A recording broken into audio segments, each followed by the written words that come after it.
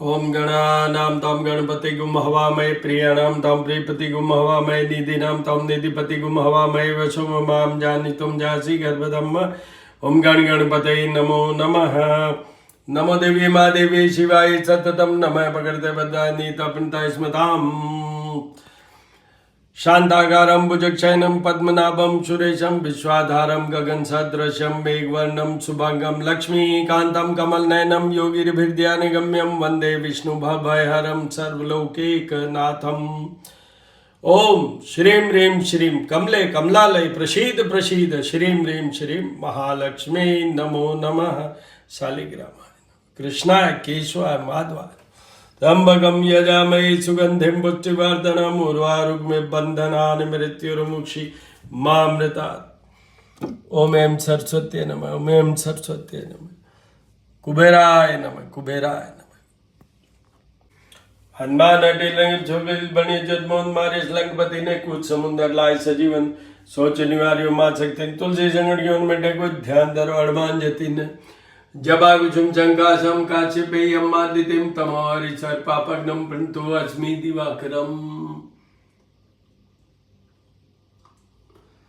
दर्शन कीजिए, सभी देवी देवताओं के दर्शन कीजिए। आज बृहस्पतिवार, ज्येष्ठ माह का शुक्ल पक्ष का बृहस्पतिवार और दशमी तिथि जो कि गंगा दशहरा, जैसे मैंने पिछले लास्ट नाइट जो पूजा में वीडियो बनाया उसमें बताया था कि आज ही के दिन माता गंगा धरती पर आगमन उनका हुआ, प्रादुर्भाव उनका हुआ।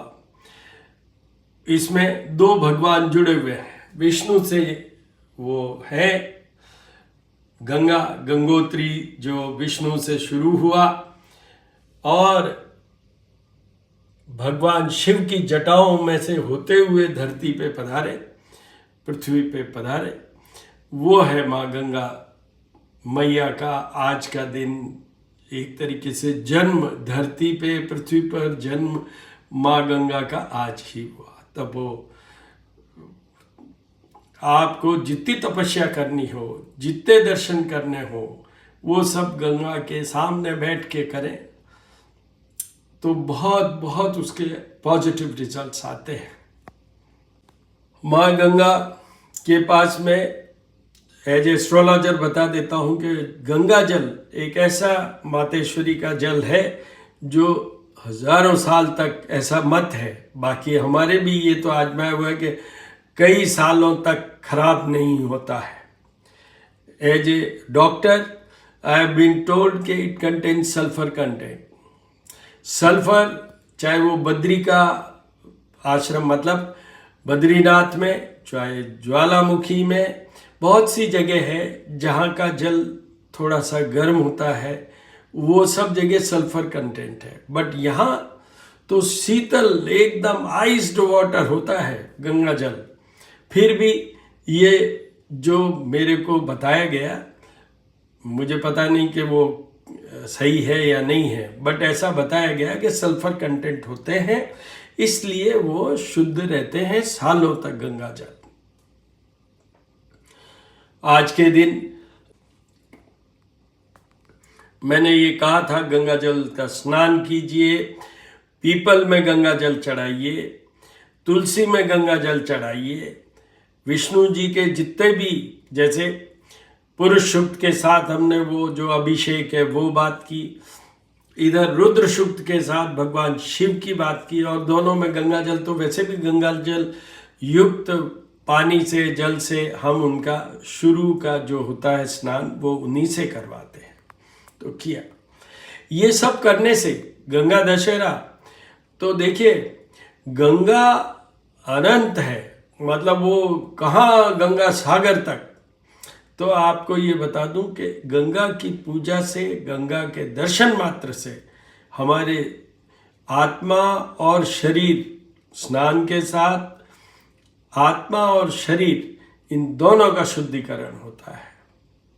जो भी हमारे ऊपर इविल फोर्सेज होते हैं, जैसे मैं एस्ट्रोलॉजर हूँ तो मैं कहूँगा शनि का भी हो सकता है, राहु का भी हो सकता है, केतु का भी हो सकता है, तो वो सब ठीक हो जाता है। और ये जल से कनेक्टेड बात हो रही है, इसलिए चंद्रमा भी सुधर जाते हैं। इसलिए गंगा जल का ये कीजिए। बृहस्पति अभी मिथुन राशि में है, अतिचारी है, एक्सिलरेटेड है, ब्रिस्क बहुत समझ लीजिए। इसका वीडियो अपलोडेड है श्री करनी ज्योतिष एवं वास्तु शोध संस्थान पे। वहाँ जाके देखिए कौन सी राशियों के लिए अच्छे हैं, कौन सी राशियों के लिए कमज़ोर है और कौन सी राशियों के लिए बुरे हैं। आप वहाँ जाके देख लीजिए। यहाँ पर इतना ही बता देता हूँ कि कर्क राशि के 12th हाउस में है, वृश्चिक राशि के ये 8th हाउस में है, मकर राशि के 6th हाउस में है, मेष राशि के ये 3rd हाउस में है। इन लोगों को तो पूरे पूरे उपाय बृहस्पति के करने ही चाहिए। और उसी बृहस्पति का जो वीडियो अपलोडेड है श्री करनी ज्योतिष एवं वास्तु शोध संस्थान पे, वहाँ पर लिंक मिल जाएगा आपको कि बृहस्पति जी को मनाने के लिए, प्रसन्न करने के लिए बृहस्पति जी के क्या उपाय किए जाएं, जिससे कि आपको बृहस्पति जी का पॉजिटिव इफेक्ट मिले। वो आप वहाँ देख सकते हैं। अब कल शुक्रवार है, तो सर्वप्रथम तो ये है कि भगवान गणेश जी के साथ में ही सभी देवियों के पूजा का विधान है। आपके पूजा गृह में जो भी विग्रह है, माँ जगदम्बिका, दुर्गा जी, लक्ष्मी जी, हमारे यहाँ जैसे सरस्वती जी भी हैं, अन्नपूर्णा माँ, जिन भी देवियों के लिए संभव हो या आपके विग्रह में हो, उनके पूजन का विधान है। सबसे पहले गणपति अथर्व शीर्ष के साथ भगवान गणेश की पूजा उपासना कीजिए, अभिषेक कीजिए।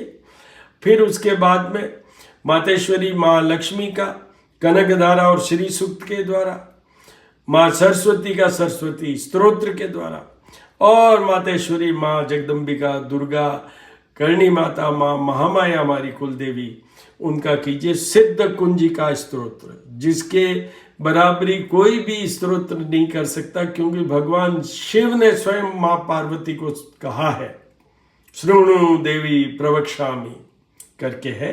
दुर्गा सप्तशती में आपको ये मिल जाएगा, और नहीं तो यूट्यूब पे मिल जाएगा सिद्ध कुंजिका स्तोत्र, वो करना है।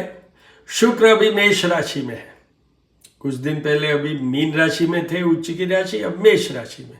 मेष राशि के स्वामी होते हैं मंगल, तो अभी मंगल और शुक्र का एक इनडायरेक्ट कनेक्शन है।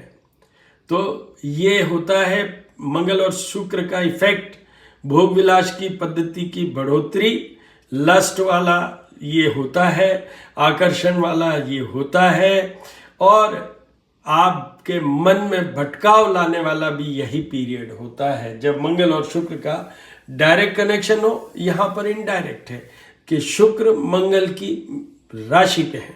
इसका भी वीडियो अपलोडेड है, जो आप वहाँ जाके श्री करनी ज्योतिष वास्तु शोध संस्थान में देखिए।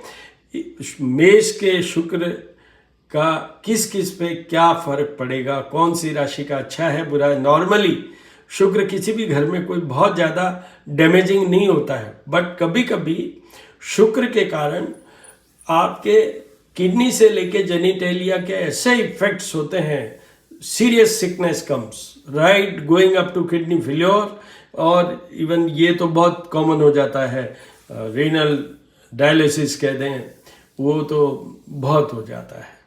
तो ये, और पुरुषों में यही चीज़ प्रोस्टेट का भी कारण बन जाती है। तो ये एक बात जरूर है।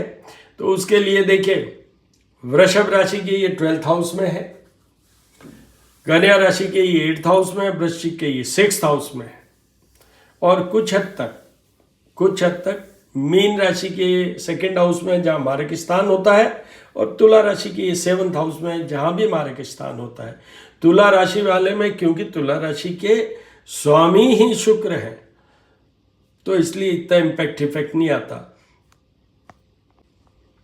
सेम मैंने जैसे अभी कहा था कि वृषभ राशि के ये 12th हाउस में है, पर वृषभ राशि के भी मालिक शुक्र हैं, इसलिए 12th हाउस में इतना ज़्यादा खराब इफेक्ट नहीं देंगे।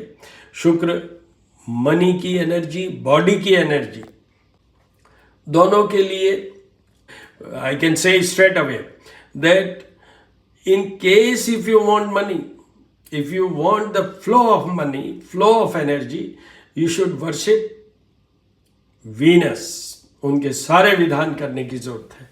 स्पेशली जिनकी जन्म कुंडली जन्म के समय बनी, उसमें अगर फिगर 6 कन्या राशि पे है शुक्र, वो नीच राशि का होता है, तो उनको तो जीवन पर्यंत, जीवन भर, लाइफ लॉन्ग शुक्र के उपाय करने की जरूरत है।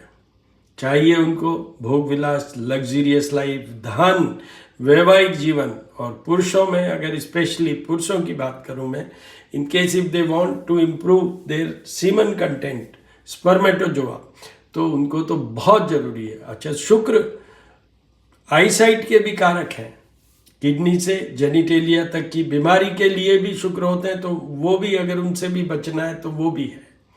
ये सब के लिए आपको शुक्र की उपासना करनी चाहिए।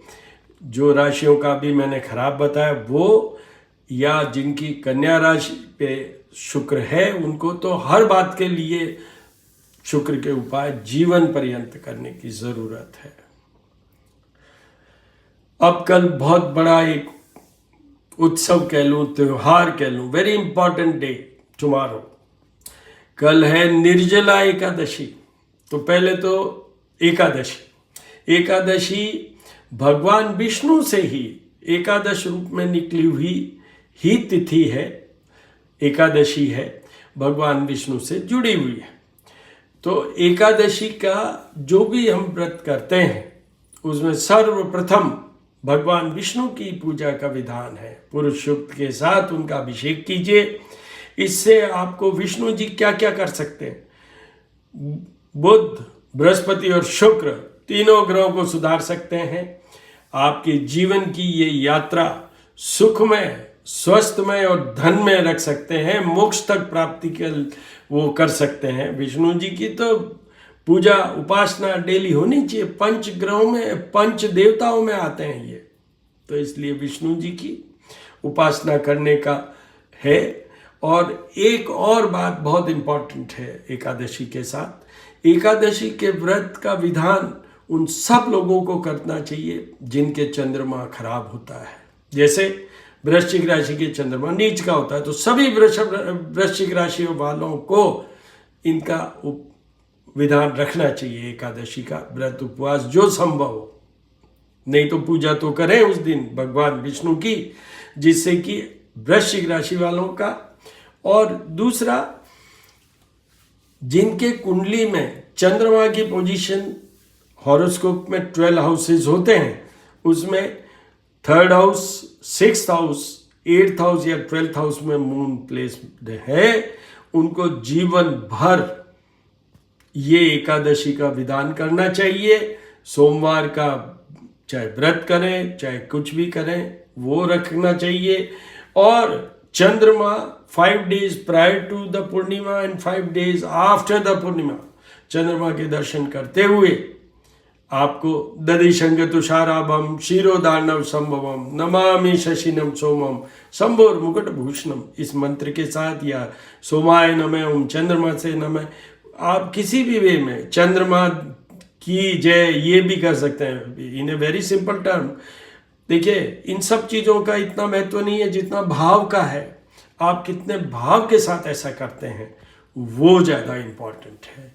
तो वो आप ठीक से करेंगे तो चंद्रमा के भी एकादशी का व्रत विधान करने से, और भगवान विष्णु और बुध, बृहस्पति और शुक्र, महालक्ष्मी, इन सब से पॉजिटिव रिजल्ट्स हमें मिल जाते हैं। अब निर्जला एकादशी होना तो ये चाहिए, ये भीमसेन जी ने की थी, भीम, पर होना तो ये चाहिए कि जल बिना। बट मैं आपको एक सलाह दूंगा, अपने शरीर के ऊपर मत जाइए। आपको जो पॉसिबल है सरल तरीके से, थोड़ा सा प्लान्ड वे में और संयम के साथ आपको करना चाहिए। जैसे निर्जला आप कर सकते हैं, जरूर कीजिए, नहीं तो सजला कीजिए, मतलब जल के साथ, फल के साथ, और नहीं तो व्रत कीजिए, जो संभव है वो कीजिए। कल दान धर्म का भी बहुत है, जल की जो भी सुविधा, आप स्वीट लस्सी या जल, स्वीट मिल्क, बहुत सारी चीज़ें हैं जल का दान भी कल के दिन में बहुत शुभ माना जाता है। आप जो भी जिनको भी ज़रूरत है उनको पिलाइए। आप बाहर खड़े होके और वो सब उन बच्चों को, उन लोगों को जो कि लेबर क्लास में आते हैं, जिनको ज़रूरत है, नीडी हैं, प्यासे हैं, उन सब को आप पिलाते हैं तो उसमें कोई वो नुकसान नहीं है। निर्जला एकादशी होने के बावजूद जलीय तत्व वाला दान धर्म करने से भी बहुत अच्छा है। उसके साथ में और भी चीज़ें कर सकते हैं आप। पर कल ये निर्जला एकादशी, इस निर्जला एकादशी का मतलब ये है, ये सारी एकादशियों में अगर एकमात्र ये निर्जला एकादशी कर लें तो सबका पुण्य प्राप्त कर सकते हैं आप। जो हम महीने की 2 एकादशी आती है हर माह, और मैं बोलता रहता हूँ, only this Nirjala Ekadashi can give you the full effect of Ekadashi for through out the year. आप करके देखिए। पर मैं साथ में ये कहूँगा, जो संभव है वही कीजिएगा, ये मोस्ट इम्पॉर्टेंट है।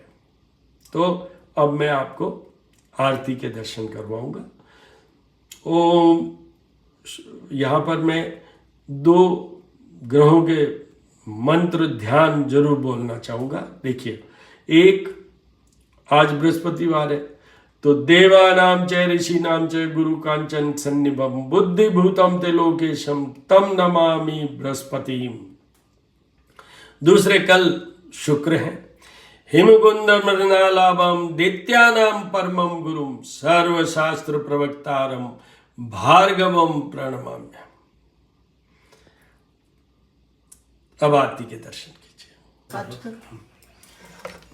गणानां तं गणपतिगुं हवामहे, प्रियाणां तं प्रियपतिगुं हवामहे, निधीनां तं निधिपतिगुं हवामहे, वशममां जानीतं जासि गर्भधम्मं गणगणपतये नमो नमः। त्र्यंबकं यजामहे सुगन्धिं पुष्टिवर्धनम् उर्वारुकमिव बन्धनान् मृत्योर्मुक्षीमामृतात्। नमः शिवाय, नमः शिवाय। माँ मम्माय, माँ मम्माय, माँ करने माँ दुर्गे, माँ दुर्गे, माँ करने महालक्ष्मी, महालक्ष्मी। शांताकारं भुजगशयनं पद्मनाभं सुरेशं विश्वाधारं गगनसदृशं मेघवर्णं शुभांगं लक्ष्मीकान्तं कमलनयनं योगिनिविद्यानगम्यं वन्दे विष्णुभवभयहरं सर्वलोक। हनुमान जी राम में हनुमान अटेल अनिल छबिल बने जदमोहन मारे लंकपति ने कूद समुद्र लाए सजीवन सोच निवार्यो मां शक्ति ने तुलसी संगड़ियों मिटे कोई ध्यान धरो हनुमान जति ने। जबा कुचम चंकाचम काचिमेयम आदित्यम तमोहरि सर्पापग्नम पुंतो आज्ञि दिवाकरम।